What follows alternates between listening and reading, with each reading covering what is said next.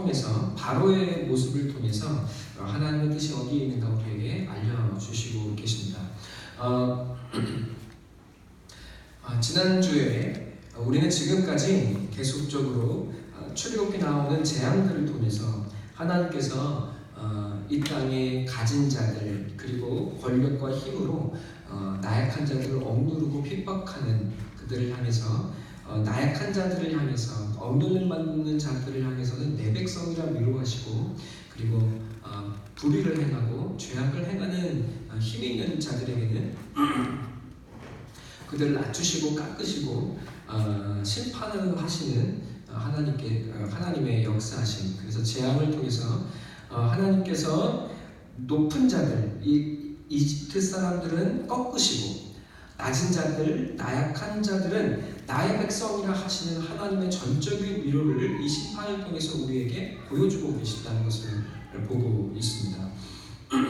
사실은 이 심판은 단순히 하나님이 심판하셨다 안 하셨다가 중요한 것이 아니라 또 그 기적이 진짜 있었느냐 없었느냐 하는 것이 또한 중요한 것이 아니라 그 사건을 통해서 지금은 우리가 알 수 없지만 일어났다고 하는 그 사건을 통해서 오늘날 우리에게 하나님께서 깨닫게 하시고 알게 하시고 하시는 우리 삶의 의미가 무엇이냐 그것을 깨닫는 것이 굉장히 중요하다고 여러분께 말씀을 드렸습니다. 그래서 그들이 그 사건들을 보면서도 그 기적을 경험하면서도 그 기적을 통해서 깨달음이 되고 의미를 깨닫고 하나님을 아는 자들은 그 기적이 도리어 하나님께 나아가는 통로가 되지만 그러나 기적 그 자체만을 보는 사람들에게는 하나님이 있는가 없는가는 중요하지 않았고 그리고 하나님이 있는가 없는가가 중요한 것이 아니라 사실은 그들이 마음에 하나님을 따를 마음이 없다는 사실만이 더욱더 드러나게 되는 것을 보게 됩니다. 주 안에 사랑하는 성도 여러분, 하나님의 말씀을 듣고 깨닫는 자가 되어서 하나님을 향해 한 걸음씩 나아가는 저와 여러분이 되기를 간절하고 소망하고 기도합니다. 근데 이 사건을 나타내시는 과정 속에서 우리는 반복적으로 보게 되는 것이 바로의 고집인데 성경은 하나님이 바로를 고집스럽게 했다, 완강하게 했다는 표현을 반복적으로 사용하고 있습니다. 그러다가 지난주에 우리가 본 것처럼 6번째 악성 종기의 재앙에서 하나님이 바로를 또 완악하게 하셔서 하나님 말씀을 듣지 않게 하셨는데 이번 7번째 재앙에서는 그를 완악하게 하시고 고집을 강하게 하셔서 하나님의 말씀을 듣지 않게 하셨다고 말씀하면서도 또 동시에 그 바로를 향하여 나아가서 모세를 통하여 하나님께서 내 백성을 보내러 바로를 설득하시는 장면이 나오게 됩니다. 아니 왜 그렇게 하실까? 그러면 완고하게 하지 말든가, 그죠? 아니면 완고하게 하셨으면 설득하지를 말든가, 둘 중에 하나를 하셔야지 왜 완고하기도 하셨다가 왜 또 그를 설득하시는가 라는 질문을 자연스럽게 갖게 됩니다. 또 우리가 더 깊게 들어가면 알겠지만 아니 하나님께서 완고하게 하셔서 그가 하나님의 뜻을 거절하는 것이면 과연 그가 죄가 있는 것이냐, 도리어 더 나아가서 그가 하나님의 뜻을 따라 악한 것을 행하였으면 그가 도리어 선한 것이 아니냐라는 질문을 하게 되더라는 것입니다. 그러니까 이 표현들의 의미가 무엇이냐를 깨닫는 것이 사실은 굉장히 중요한 과정이 됩니다. 근데 이것을 이해하는 것이 사실은 쉽지가 않습니다. 쉽지가 않아요. 굉장히 어렵습니다. 이렇게 이해를 하면 여러분이 도움이 되실지 모르겠어요.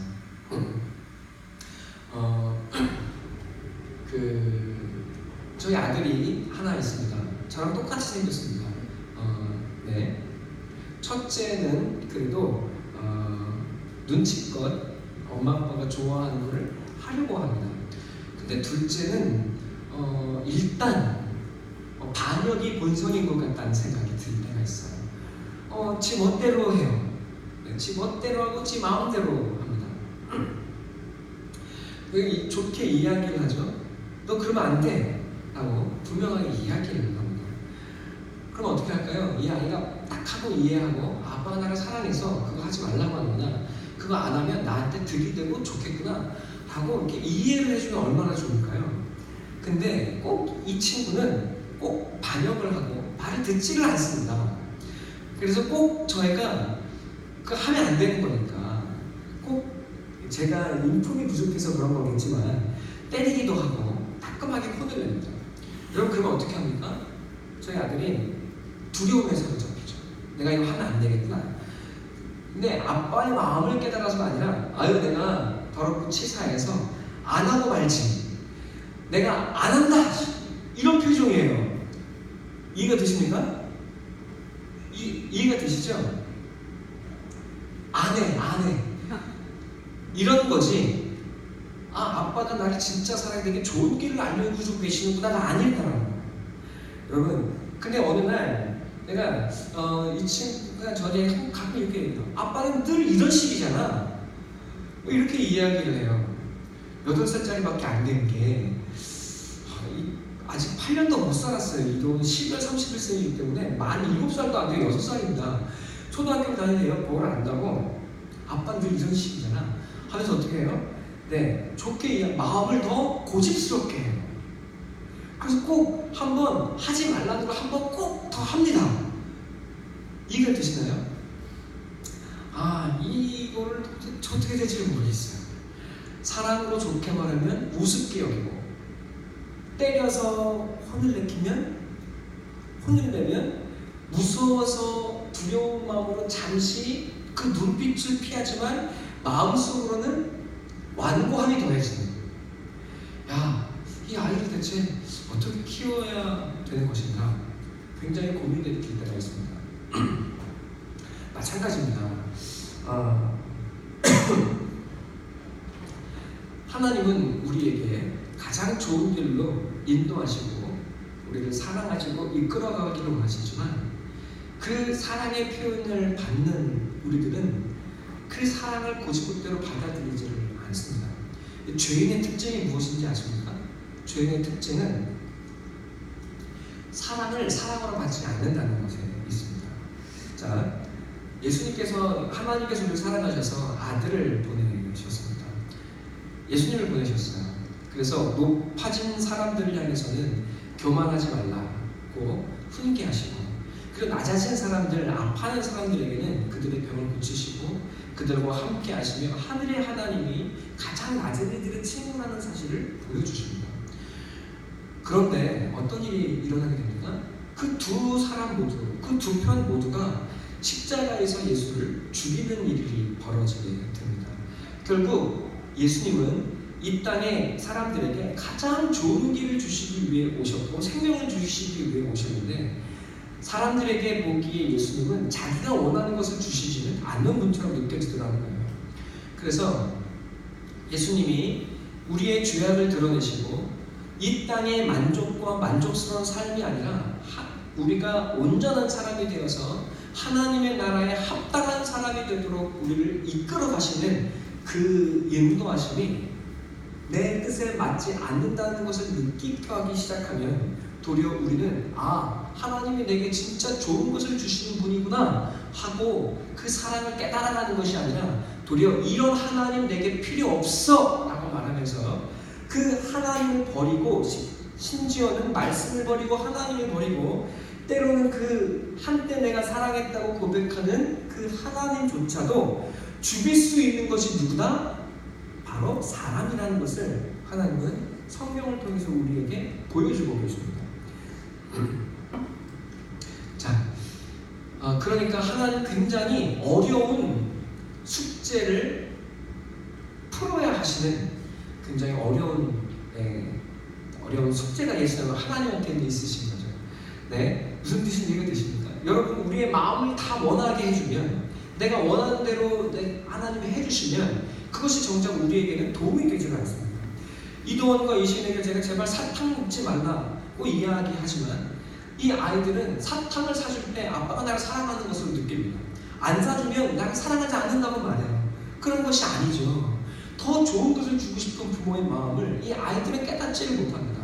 마찬가지입니다. 하나님 내게 이거 주세요. 우리는 이야기해요. 하지만 하나님은 그것을 주다가도 마침내 우리가 더 자라가게 되기 시작하면 그것을 주시고자 하지 않습니다. 더 높은 것을 향해 우리의 눈이 향하게 되기를 바라고 계시죠. 그러나 그때 우리는 하나님 나를 사랑하지 않네? 때로 하나님은 없어. 하나님은 원래 없는 거야 하면서 하나님을 지우개로 내 머릿속에서 지우려고 하는 것을 경험하게 됩니다. 우리를 놓아버리지 않으시면서도, 그리고 우리를 사랑하시면서도 우리를 더 놀라운 하나님의 지경, 그 예수 하나님의 높은 자리까지 이끌어가기를 원하시는 하나님의 사랑이 저와 이 시간 여러분과 우리 모두에게 깨달아지게 되기를 간절한 마음으로 소망하고 기도합니다. 여러분, 인생은 주어진 배역과 같습니다. 그 누구도 이 땅에 태어날 때에 내가 원하는 것을 선택하고 태어나지 않습니다.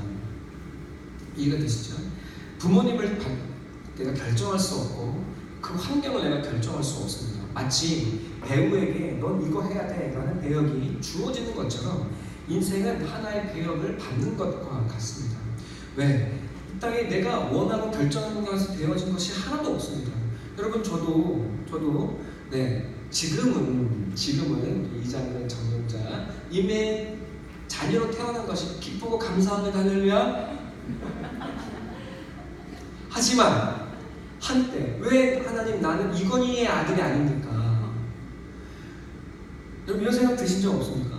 누구는 이렇게 태어나가지고 어렸을 때부터 고생하고, 누구는 누구를 아들로 태어나가지고 아무런 노력하지 않아도 여러분 아주 근사한 뚜껑 열리는 차를 타고 다니고 보트를 타고 다니고, 근데 나는 이게 뭐야? 보트가 아니라 어부, 새우잡이 어부를 그물로 길어 올려야 돼. 난 이게 뭐야? 여러분, 인생은 내가 원하지 않은 배역이 주어진 것 같습니다. 그래서 왜 나는 이렇게 태어났을까? 왜 나는 금수저가 아니라 은수저가 아니라 흙수저일까? 여러분, 원망해봐야 소용이 없습니다. 하나님은 도리어 우리에게 우리 모든 사람을 각각의 배역에 맞게 그 사람을 그 자리에 보내시고 두셨다고 말씀하십니다.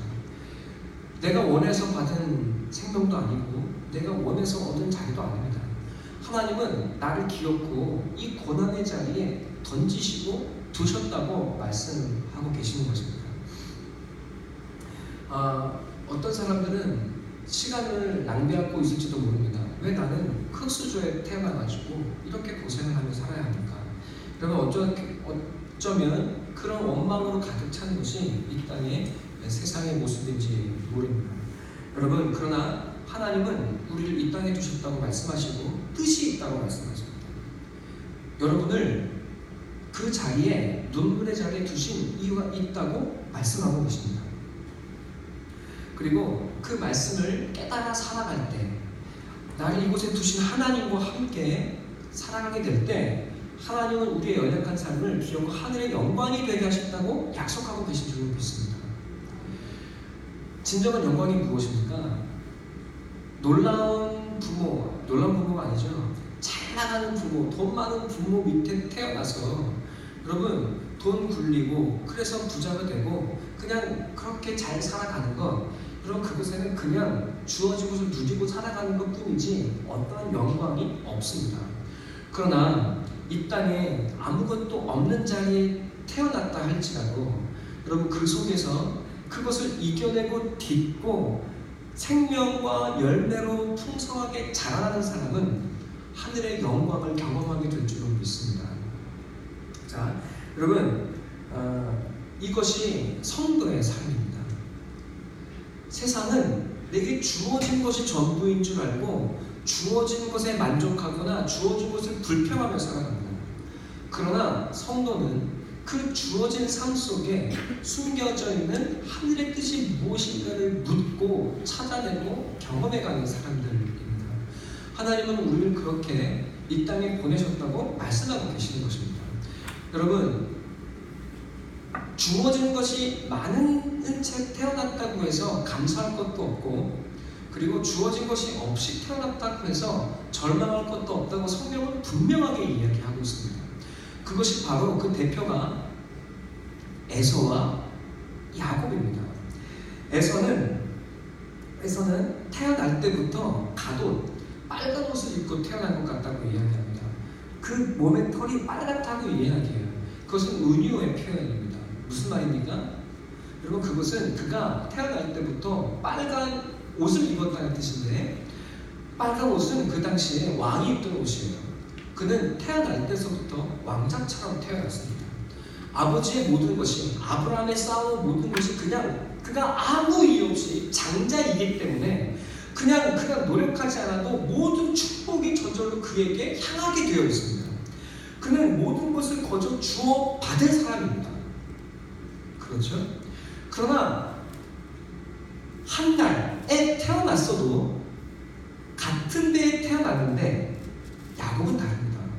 야곱은 에서보다 조금 늦게 태어났어요. 늦게 태어났는데 그는 무엇이 어떻게 됩니까? 조금 늦게 태어났다는 이유 하나만으로 그에게 주어지는 축복도 없습니다. 그의 이름은 야곱입니다. 왜? 가진 형의 붙잡아서 넘어뜨리고 그의 것을 빼앗아야만 살아날 수 있는 사람, 그가 바로 야곱이에요. 그런데 하나님은 그 야곱과 에서를 향해 이렇게 말씀하십니다. 자, 우리 로마서 9장 13절 한번 읽어볼까요? 9장 13절.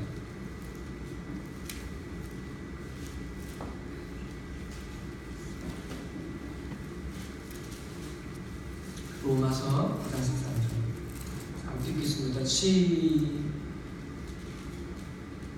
로마서 9장 13절 함께 읽겠습니다. 시작.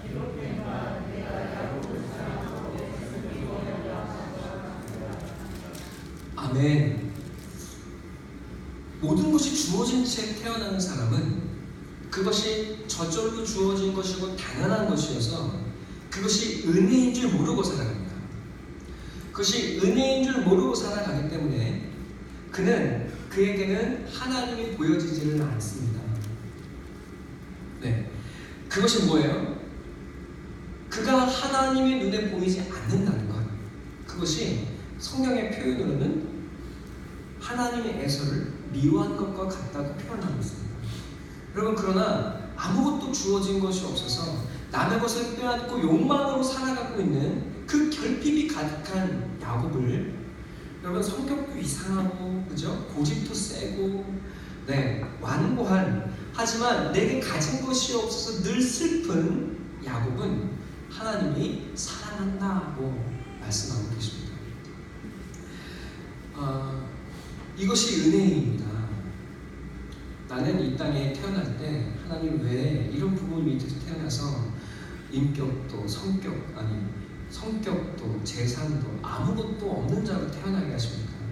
여러분, 그런데 하나님은 그것이 도리어 내가 너를 사랑한다고 표현하시는 너의 그 결핍과 없음으로 인해서 도리어 내가 너를 사랑한다고 주어진 것이 바로 하나님이라는 것을 깨닫기를 원하신다고 하나님은 말씀하고 계신 적이 없습니다. 그럼 이것이 은혜입니다. 주어진 것에 감사하지 못하는 데서 주어지지 못한 것을 향해 늘 슬퍼하고 욕망하는 야곱.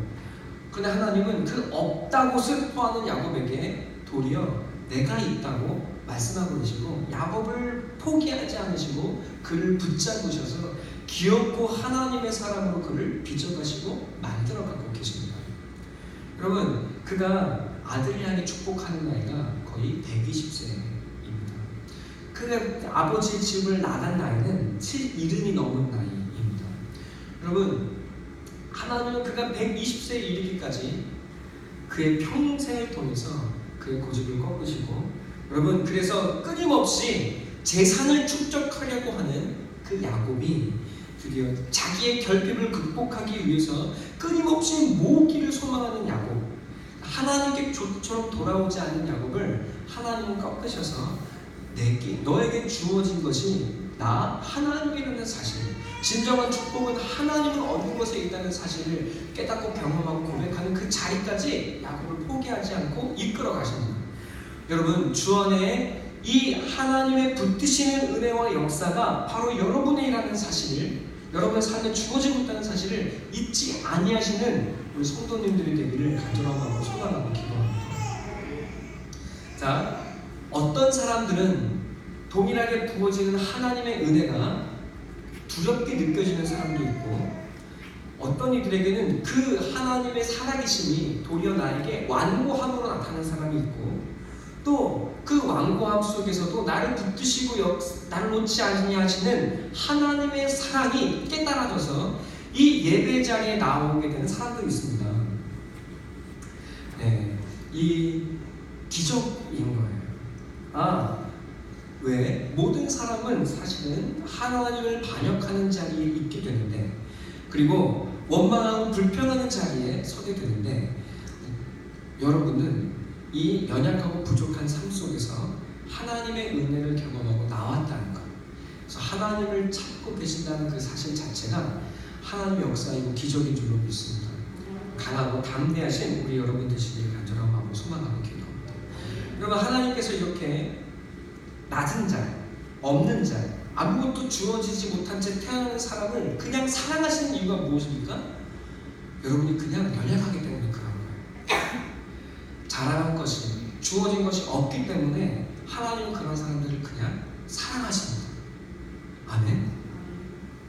여러분, 하나님이 나에게 사랑하신다는 것이 느껴지십니까? 하나님께서 그렇게 낮은 자, 없는 자, 그리고 가난한 자, 하나님 왜 나를 이렇게 눈물의 자리에 두십니까? 그렇게 고백하는 우리를 도리어 사랑하신다고 말씀하시는 이유는 도리어 우리를 통해서 하나님의 영광이 드러나기 때문에 그렇습니다. 고린도전서 1장 27절부터 9절을 다 같이 읽어보겠습니다.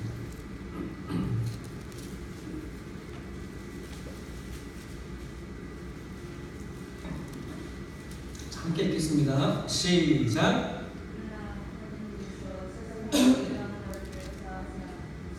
것들을 부끄럽게 하려 하시고 세상의 약한 것들을 택하사 강한 것들을 부끄럽게 하려 하시며, 하나님께서 세상의 천한 것들과 멸시받는 것들과 없는 것들을 택하사 있는 것들을 폐하려 하시나니, 이는 아무 육체도 하나님 앞에서 자랑하지 못하게 하려 하시니라.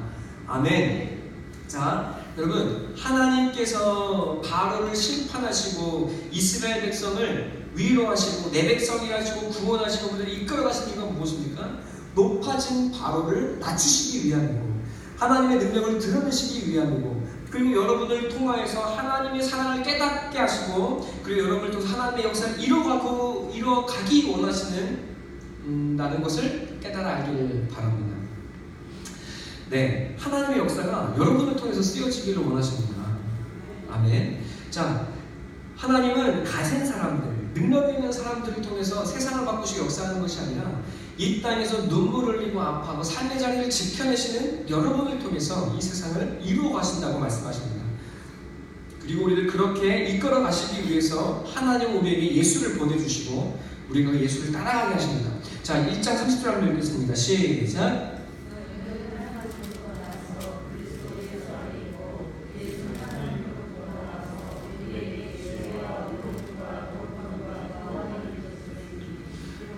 아멘.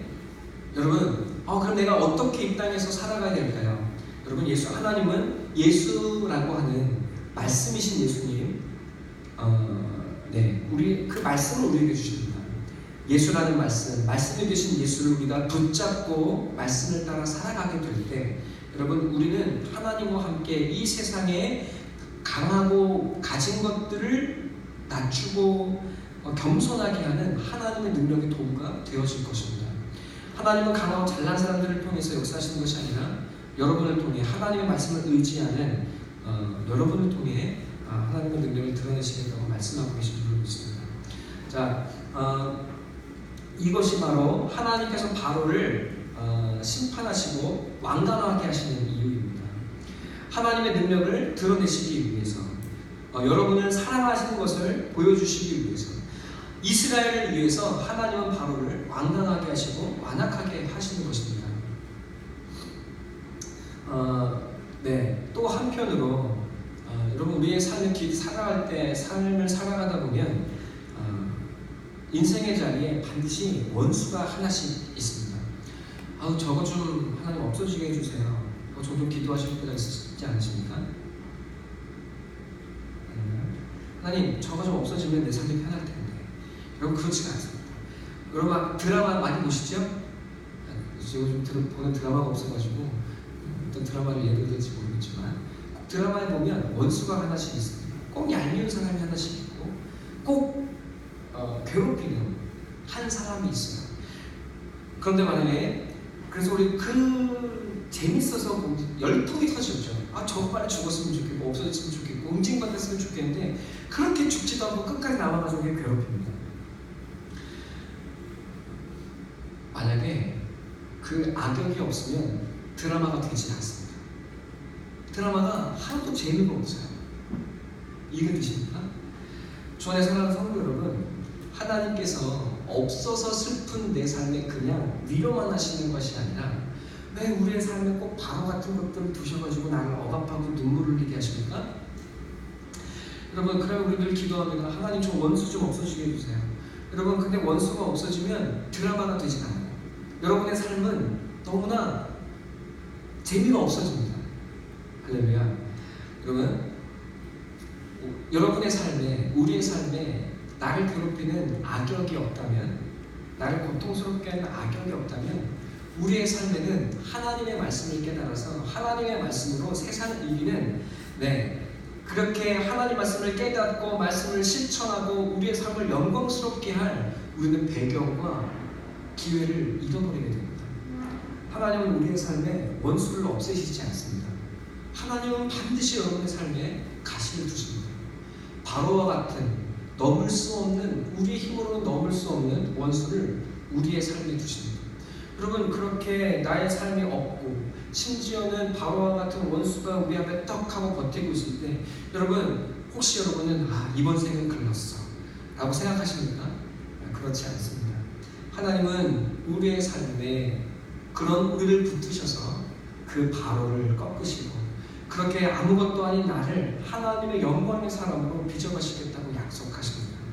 주 안에 사랑하는 성도 여러분, 하나님을 믿으니 삶에 고난이 없고 역경이 없고 원수가 없게 해주세요. 여러분, 하나님 그 기도를 들어주시지 않습니다.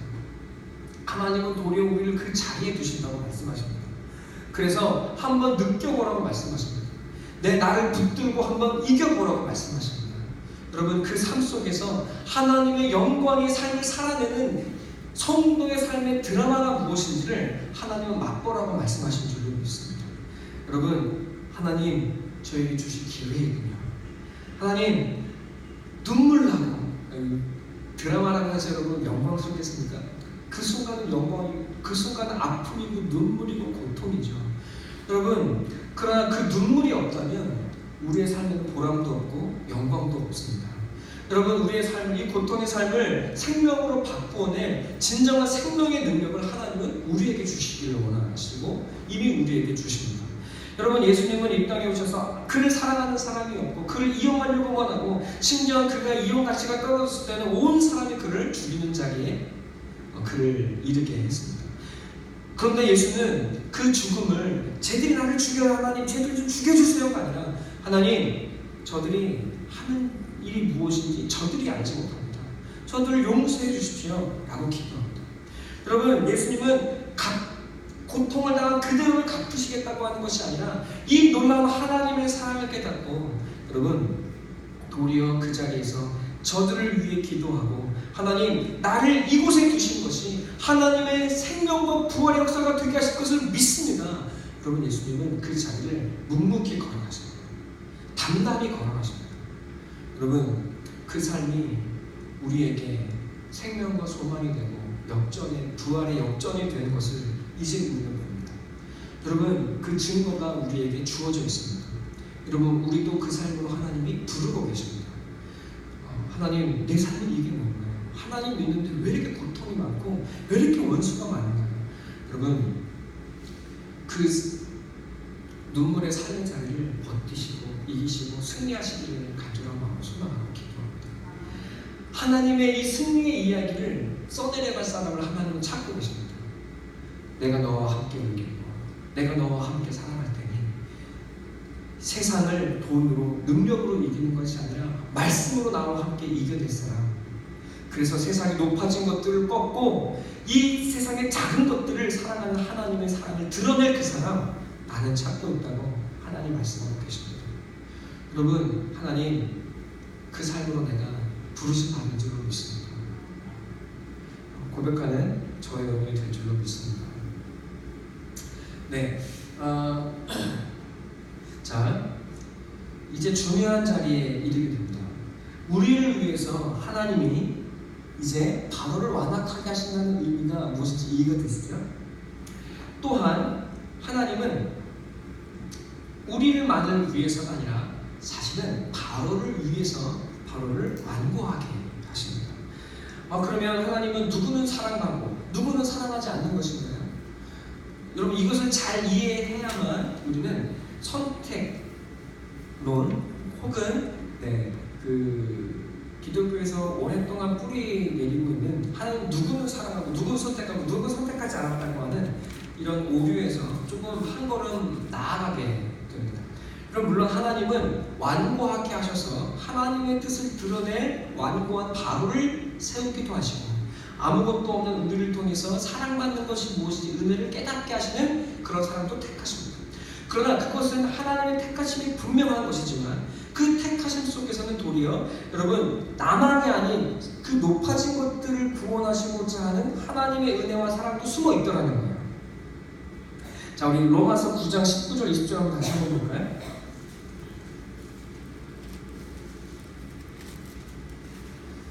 자, 17절 18절 먼저 읽겠습니다. 시작.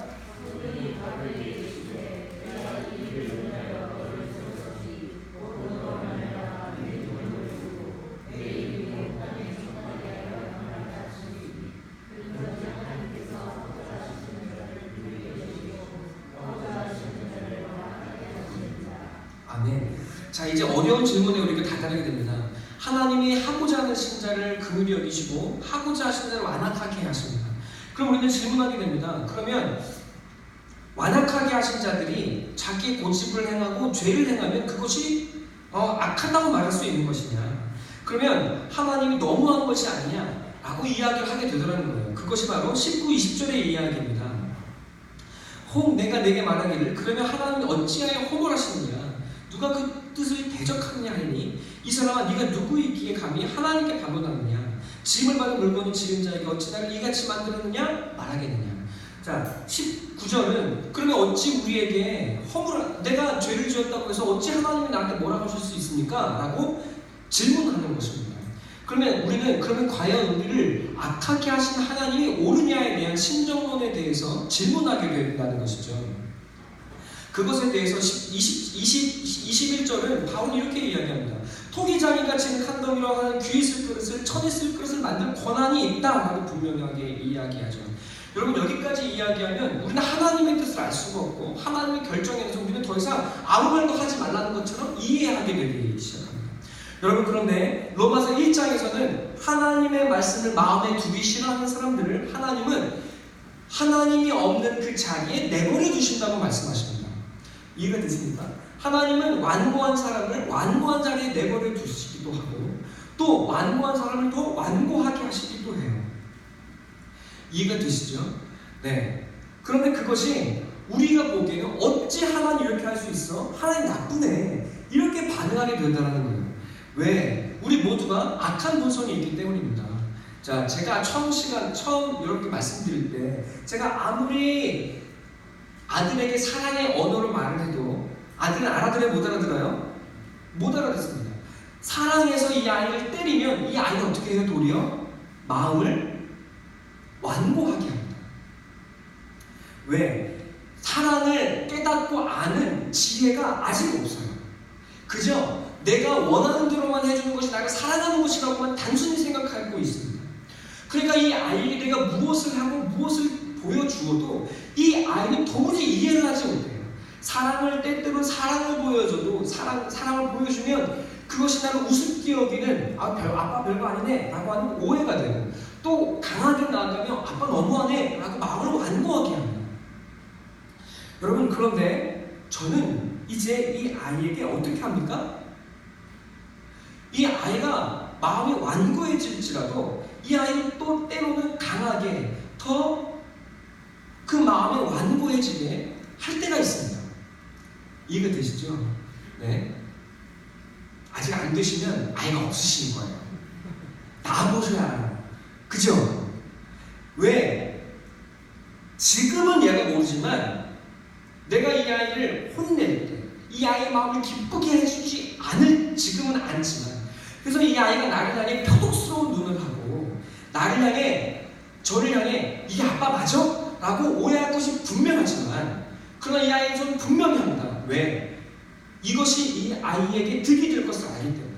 그리고 언젠가 때가 되면 이 아이가 크고 자라나서 인생이 내 마음대로 되는 것이 아니구나, 또 내가 원하는 것을 얻는다고 해서 내가 잘 되어지는 것도 아니구나 하는 것을 인생의 때에 알게 되는 그 날이 오면, 그리고 아버지의 사랑을 이해하게 되는 그 날이 오면, 여러분, 이 아이는 그 완고함을 접고 아버지의 사랑 앞에 나오게 될 것을 저는 압니다.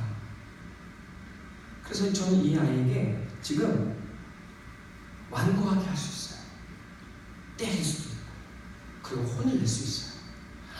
막 개패듯이 배운 말이 아니라, 여러분 무슨 뜻인지 이해가 되시죠? 네, 자,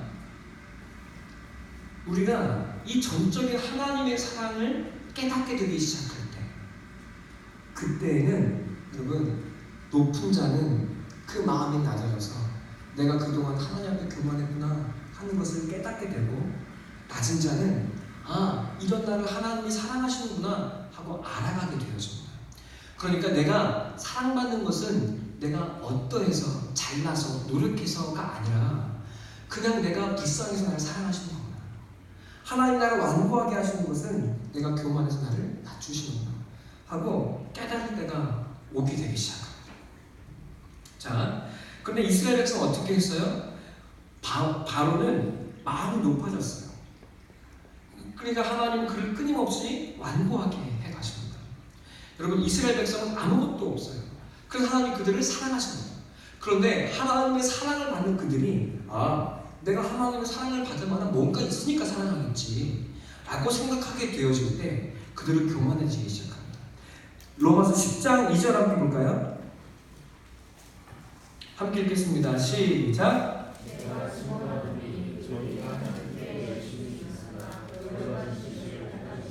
3절.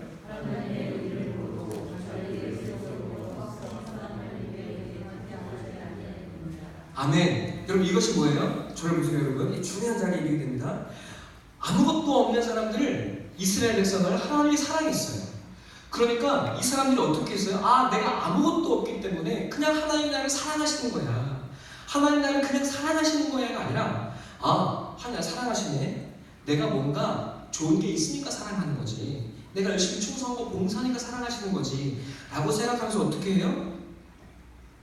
내가 그나마 하나님을 붙잡고 열심히 섬기니까 사랑하는 거야 라고 생각하면서 자기 의를 열심히 쌓아가더라는 거예요. 그렇죠? 그게 아니라는 겁니다. 여러분, 하나님이 여러분을, 인간을 그냥 사랑해요.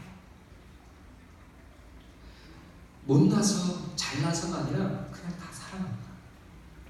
아멘? 이게 믿어지십니까? 네.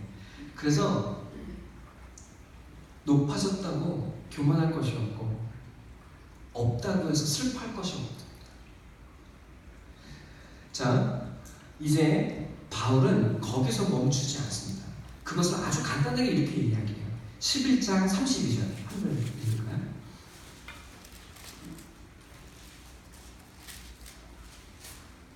자, 함께 읽겠습니다. 시작.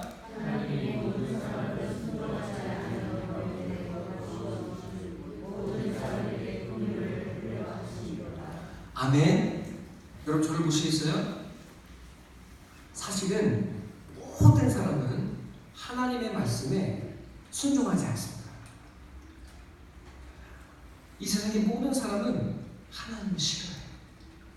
누구를 좋아할까요? 이 세상의 모든 사람은 나를 좋아해요. 하나님을 싫어해요.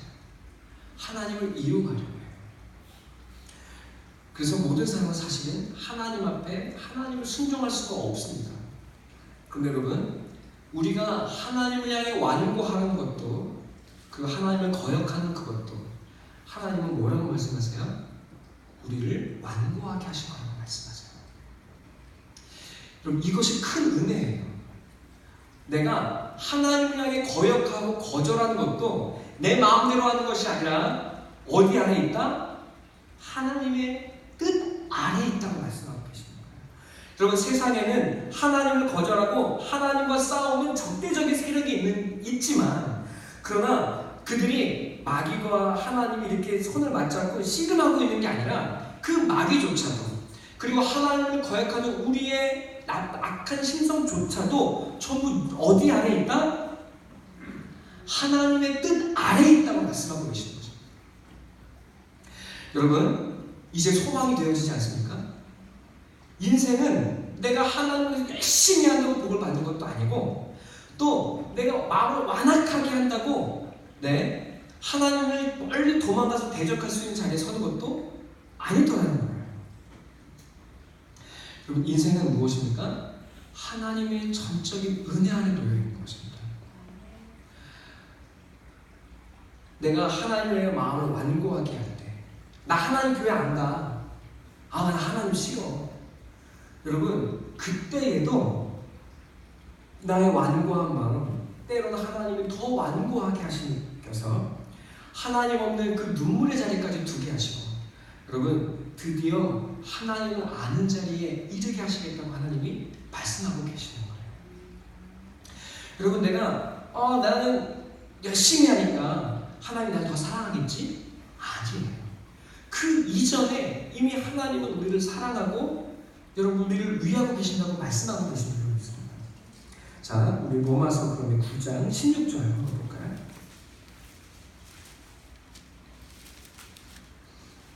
함께 읽겠습니다. 시작.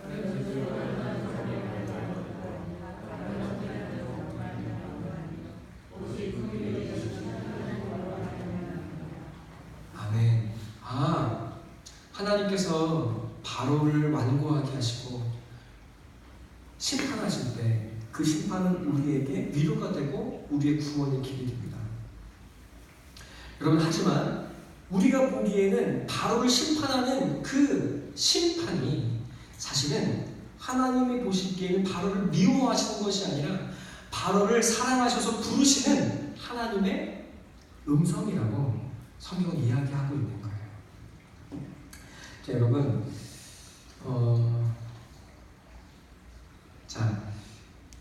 우리가 이 사랑을 깨닫게 될 때 우리 모든 인생 가운데 하나님의 뜻이 부어지고 있고, 하나님은 그 우리를 인도하시는 그 하나님의 역사를 통해서 하나님의 사랑을 깨달아 고백하고 알아가기를 원하십니다. 여러분, 그럼 우리가 되어지길 간절한 마음으로 소망하고 기도합니다.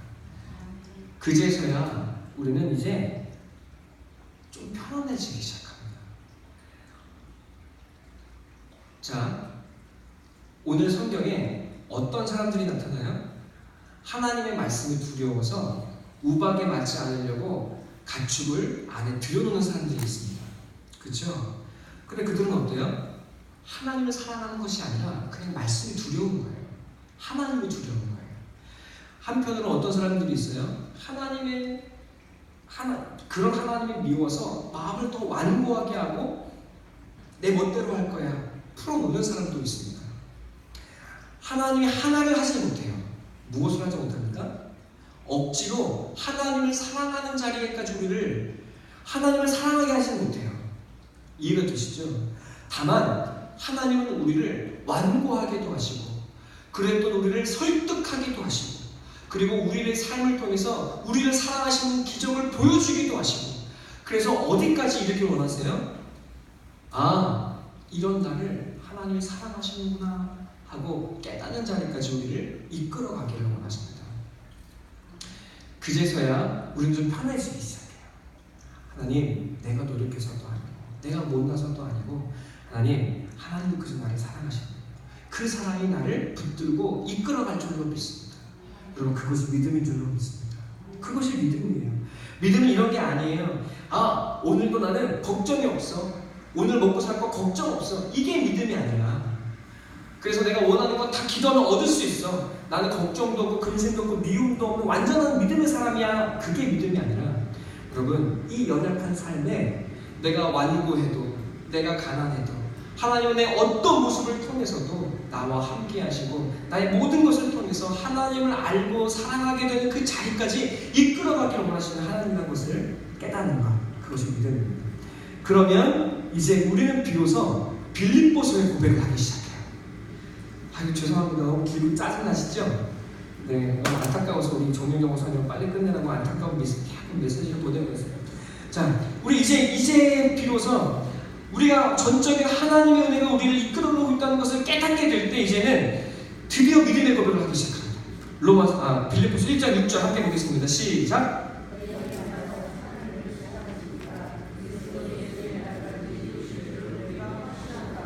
아멘. 그러니까 잘 보세요. 내가 열심히 기도하고 내가 하나님을 붙잡는다고 자기 만족하지 마시라는 거예요. 이해되십니까? 나는 하나님을 의지하고 내 믿음은 늘 하나님을 붙잡고 살아왔어. 그런 자기 만족이 거하시면 안 돼요. 자, 우린 이렇게 고백하게 됩니다. 빌립보서 3장 12절. 다 끝났어요. 죄송합니다.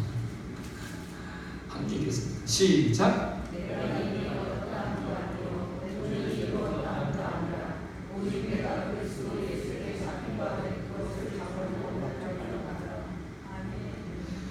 자, 여러분, 내가 잡은 게 아니에요. 내가 믿은 게 아니에요.